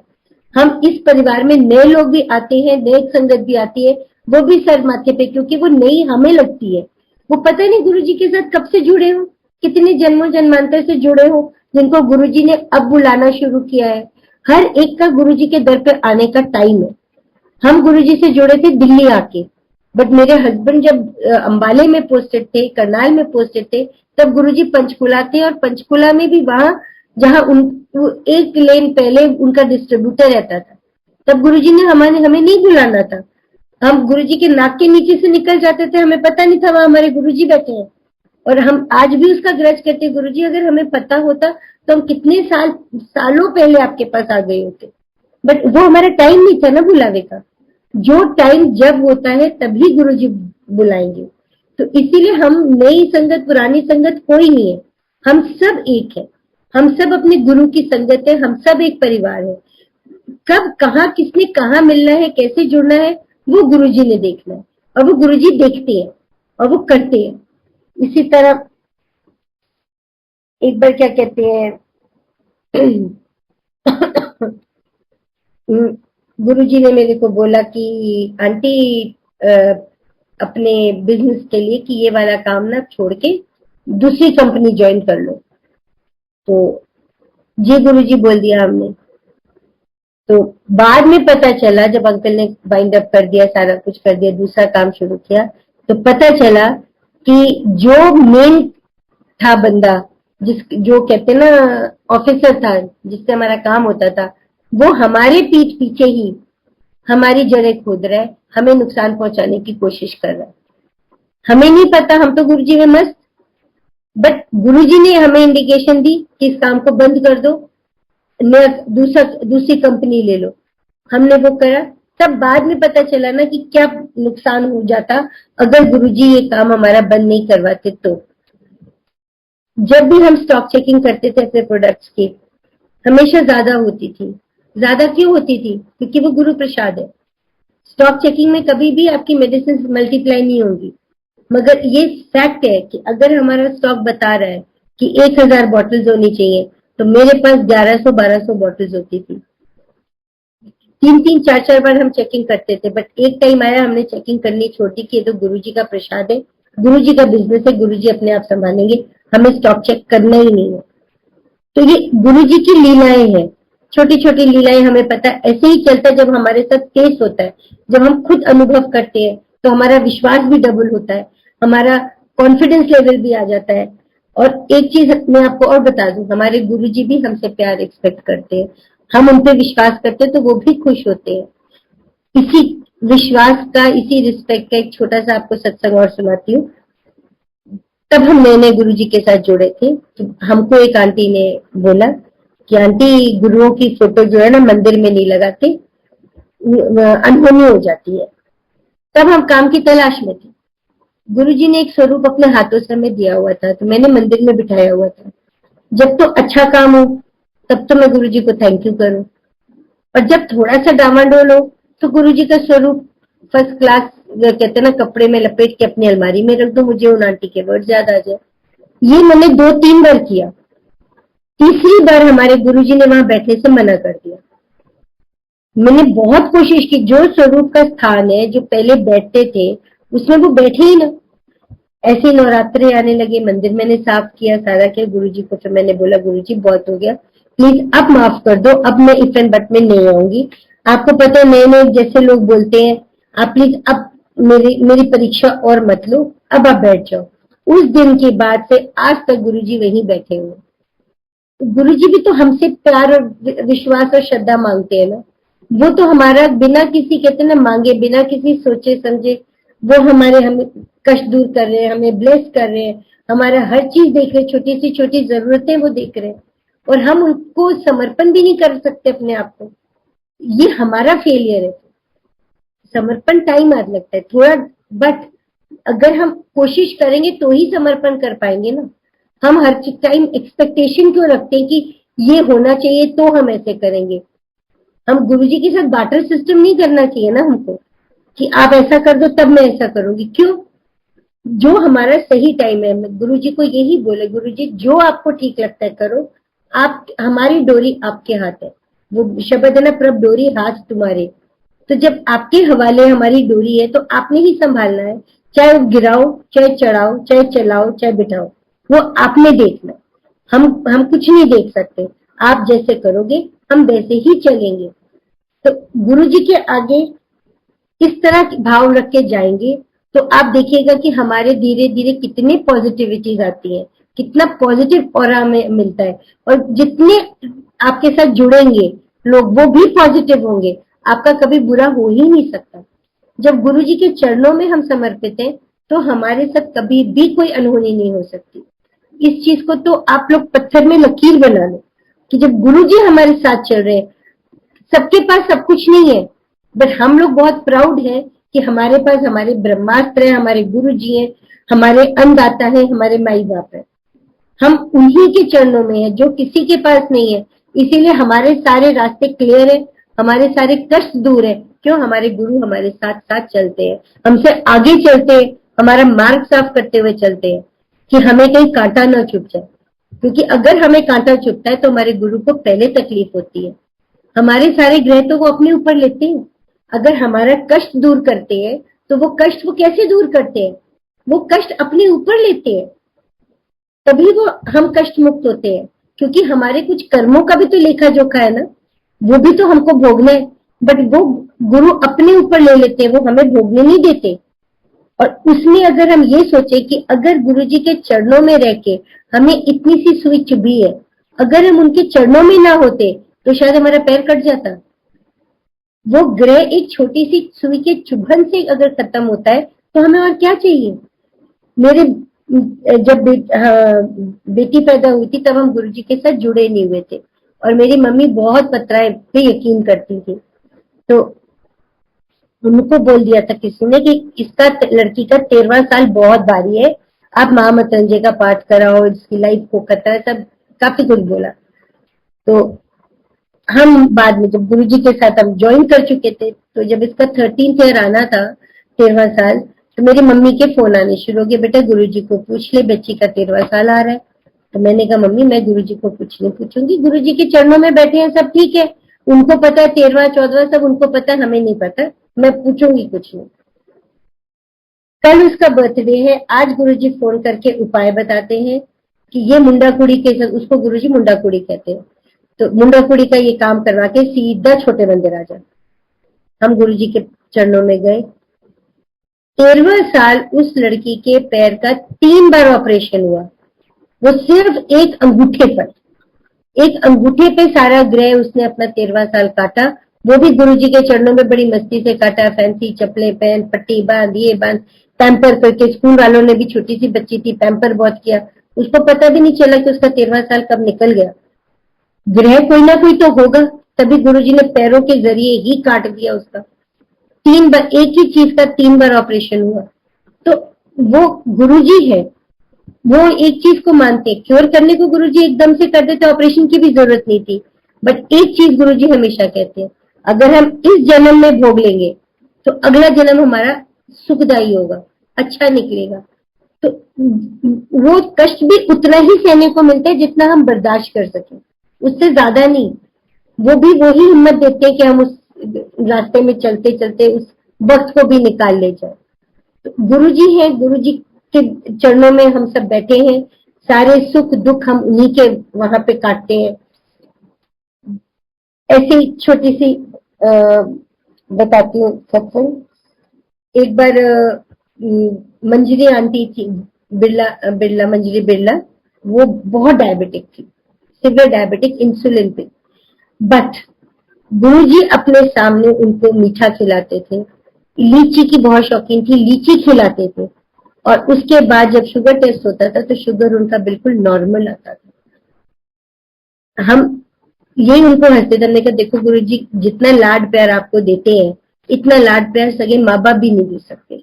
और जब उनकी डेथ हुई, इट वॉज सो पीसफुल, उनको पता ही नहीं चला कि शायद कि वो नेक्स्ट मोमेंट रहेंगी नहीं। कष्ट उनको था, तकलीफ उनको थी, बट उनको कभी तकलीफ की पेन नहीं गुरुजी ने महसूस होने दी। गुरुजी ने ऐसे भी लाड करे, गुरुजी तो अपने संगतों को हमेशा लाड करते हैं। एक बार किसी से गुरुजी ने आयुर्वेदिक सप्लीमेंट मंगाया, जो बॉडी बिल्डर्स के नहीं पहनते आजकल, सप्लीमेंट्स करते हैं। किसी का ग्रह उतारना होगा, इसीलिए गुरुजी ने सप्लीमेंट का डिब्बा मंगाया। तो मुझको कहते हैं आंटी ले पढ़, इसके अंदर क्या क्या है, इंग्रेडिएंट्स पढ़ो क्या क्या है। उसमें कम से कम 60-70 इंग्रेडिएंट्स होंगे, और मोस्टली संस्कृत को इंग्लिश में लिखा हुआ था। तो मेरी संस्कृत बहुत पुअर है, तो मैं जब पढ़ूं इंग्लिश में भी ब्रेक करके प्रोनाउंसिएशन हो नहीं पा रही थी प्रॉपरली। तो मैंने मन में सोचा, मैंने कहा गुरुजी को क्या पता, मैं बीच में ना 2-4 खा जाती हूँ, वो जो ज्यादा टफ है छोड़ के बीच बीच में से पढ़ के गुरुजी को बता देती हूँ। तो जब मैंने मोस्टली एंड पे आने लगी इस तरह करते करते, तो गुरुजी मुझे को पूछते आंटी इसमें वो नहीं है? अब मेरे को तो पता है, मैंने स्किप किया हुआ है, फिर मैं दोबारा पढ़ती, मैं कहा हाँ गुरुजी है। फिर गुरुजी ने मुझे 2-3 ऐसे नाम बताए जो मैंने पढ़े नहीं थे मगर वो उसमें थे। तो गुरुजी कहते ले आंटी तू तेरा कंजूसी करनी है, कितने इंग्रेडिएंट्स से तू खा गई है। मतलब आप ये देखो, उनको सब पता है, वो इंग्रेडिएंट्स, वो शायद मेरा ही कल्याण कर रहे थे वो इंग्रेडिएंट्स पढ़वा पढ़वा के, मुझको थोड़ी ना पता है। अब मेरे को वॉकिंग कभी ब्लेस नहीं करी उन्होंने। मैं सैर करने की जब कोशिश करती हूँ मेरे पैरों में तकलीफ होनी शुरू हो जाती है। हमेशा जब मैंने वॉक गुरुजी के टाइम पे भी शुरू की तो गुरुजी ने कहना, चल आंटी डुगरी चलिए, हफ्ता 10 दिन कट के आवेंगे, आजकल तू सैर कर रही है, पतला होने की कोशिश कर रही है, सिखानी ठीक है, मैं घर में जितना मर्जी काम कर लो और एक्सरसाइजेस सब कुछ कर लो, बट वॉकिंग नहीं करने देते गुरुजी कभी भी। कोई कारण होगा, हो सकता है वॉकिंग मेरे लिए इंजूरियस हो, मैं शुरू भी करती हूँ, फिर मेरी तकलीफ शुरू होती है, मैं फिर बैठ जाती हूँ। तो ये गुरुजी को पता है कैसे क्या चीज ठीक करनी है, और वैसे कोई प्रॉब्लम नहीं है मुझे। तो ये गुरुजी की ब्लेसिंग्स है ना। सब कहते हैं जी पतले होना चाहिए, सैर करनी चाहिए, मगर गुरुजी मुझे होने ही नहीं देते, ना सैर करने देते हैं, ना वेट लूज होता है मेरा, बढ़ सकता है घट नहीं सकता, क्योंकि गुरुजी ने हमेशा बोला ना आंटी तू सेठानी ठीक है। तो हो सकता है पतले होके मुझे बीमारियां ही लग जाए। तो इस चीजों को अगर हम सोचेंगे, अगर हम पूर्ण सरेंडर करेंगे, तब हम इन चीजों से उभर भी पाएंगे और अपने गुरु की सही मायने में आशीर्वाद का, ब्लेसिंग्स का आनंद ले पाएंगे। अगर हम इस एंड बट में जाएंगे, हम अपनी तकलीफों को देखते रहेंगे, ये हमारा मनुष्य शरीर है, इसमें कुछ ना कुछ तो वेर एंड टेयर लगा रहेगा। वो कहते ना कुछ टाइम एज के हिसाब से भी होता है, बट कहीं भयंकर कुछ नहीं होने देंगे गुरुजी, क्योंकि वो हमारे साथ है। उन्होंने हमेशा अपने कवच में हमें रखा हुआ है। अगर हम उस कवच में को तोड़ के जाएंगे तो परेशान होंगे। इसीलिए कहते हैं ना, बिल्कुल अनकंडीशनल सरेंडर करना चाहिए हमको अपने गुरु के आगे, फिर लीला का आनंद लीजिए। फिर देखिए गुरुजी कहते हैं ना, नजारे तो तब दिखेंगे जब तुम लोग पूर्ण सरेंडर करोगे। वो अगर कहते ना हमें गुरुजी प्यारे हैं तो गुरु हमको भी प्यारे हैं। गुरुजी को अपनी संगत भी प्यारी है, और संगत के तो वो शुरू से बहुत प्यारे रहे। इतना संगत का सुख, आराम, हर चीज वो देखते हैं। कौन गुरु है जो ऐसे देखता है? कोई नहीं देखता। बट जिस तरह हमारे गुरुजी हमको पैम्पर करते हैं, इतना तो हमारे सगे माँ बाप जिन्होंने जन्म दिया वो भी पैम्पर नहीं करते होंगे जितना हम अपने गुरु के चरणों में जाके पैम्पर होते हैं। गुरुजी के पास आके, गुरुजी के मंदिर में जाके जो पॉजिटिविटी मिलती है, हम वहां पे हम होते हैं ना, वहां हम किसी की वाइफ होते हैं, ना हम किसी की माँ होते हैं, ना हम किसी की बेटी होते हैं। कोई रिश्ता नहीं होता हमारा वहां। वहां सिर्फ एक रिश्ता होता है, गुरु और मैं और गुरु। और उसी में आप सबके साथ ही अनुभव होता होगा कि जब हम गुरुजी में लीन हो जाते हैं, हमें कोई नजर भी नहीं आता। अपने बच्चे बुच्चे तब नजर आते हैं जब वापस घर जाने का टाइम होता है। बच्चों को भी गुरुजी इक्वली ब्लेस करते हैं। बच्चों को अब जो ब्लेसिंग चाहिए गुरुजी उनको वो ब्लेसिंग देते हैं। बड़ों को जो ब्लेसिंग चाहिए बड़ों को उस हिसाब से ब्लेसिंग मिलती है। तो गुरुजी को सब पता है हमारे लिए क्या सही क्या गलत, कहाँ हमारा रास्ता ठीक है, हमें कौन सा मार्ग चुनना हमको है। गुरुजी हमारा साथ तब देंगे अगर हम उस चौराहे पे खड़े होके सही रास्ते में जाएंगे। अगर हम गलत रास्ता भी चुन लेंगे ना, तो कहीं ना कहीं गुरुजी स्टॉप लगा के आपको वापस भेज देंगे उस रास्ते से। तो हम अपने आप को उसी चौराहे पे वापस पाएंगे कि हमको यहाँ से फिर चूज करना है, और गुरु हमारे साथ है। जो रास्ता हमारे लिए ठीक होगा वहां कोई अड़चन नहीं आएगी। वहां आप खुद देखोगे कि 1 से 2, 2 से 3, 3 से 4 चीजें होती चली जाएंगी, और हम आगे बढ़ते बढ़ते बढ़ते कहाँ पहुंच जाएंगे हमें पता भी नहीं चलेगा। ये गुरुजी की लीलाएं है, ये गुरुजी का कहते हैं ना समर्पण है। ये गुरुजी के आगे हम नतमस्तक है।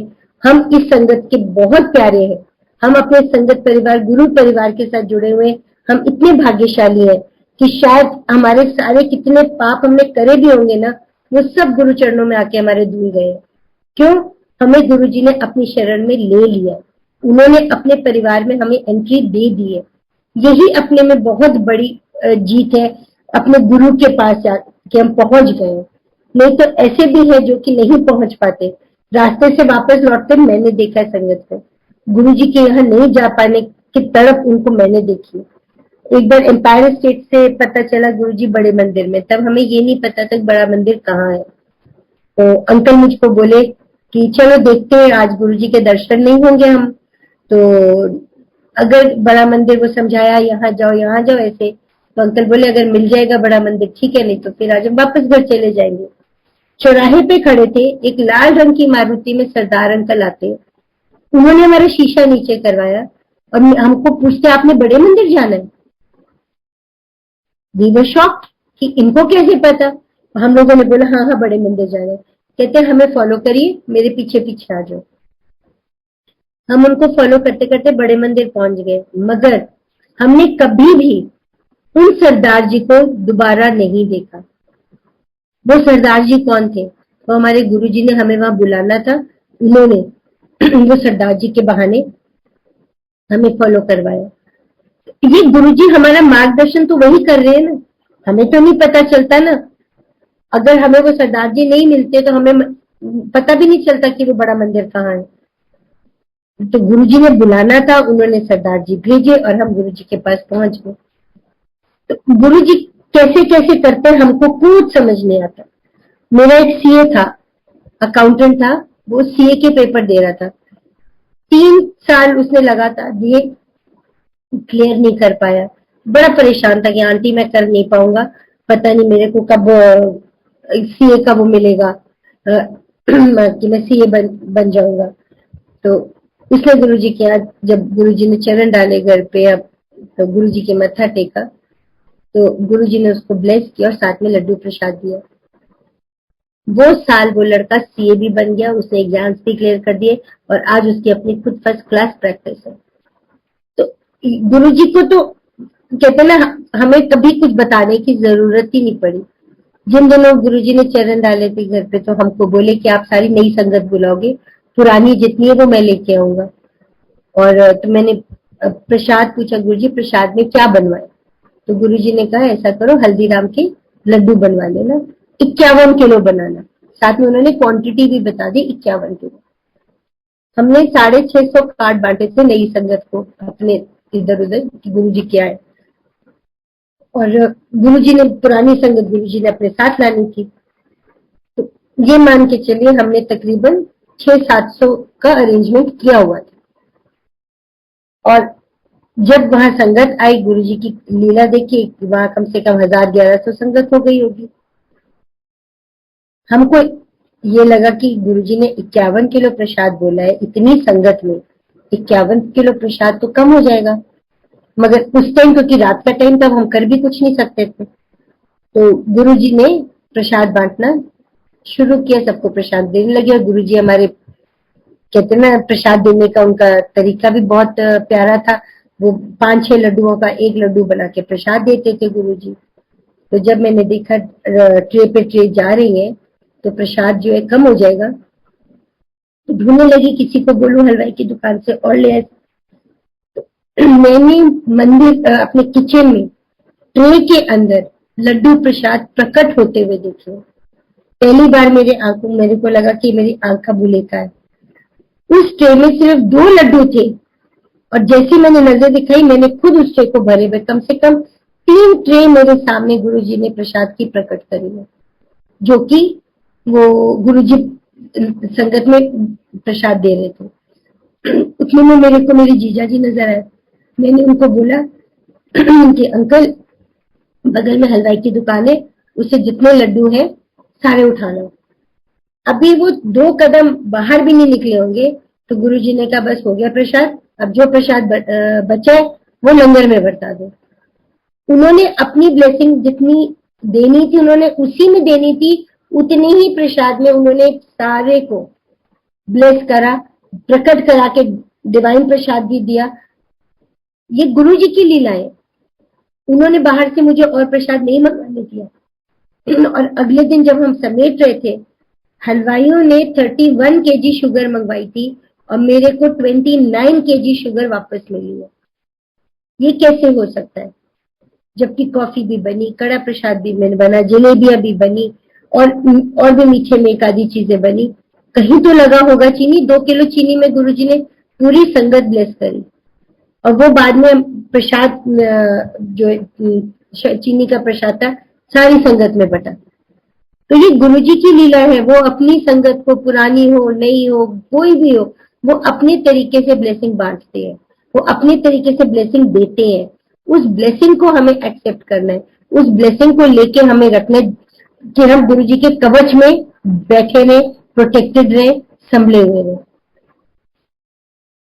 आज का सत्संग में अब यही समाप्त करती हूँ। ये तो कहते ना, गुरु जी का सत्संग तो कभी भी खत्म नहीं होगा। जब जीवन उनका है तो जीवन भर सत्संग कर सकते हैं, मगर अब शायद काफी बहुत टाइम हो गया। जय गुरु जी।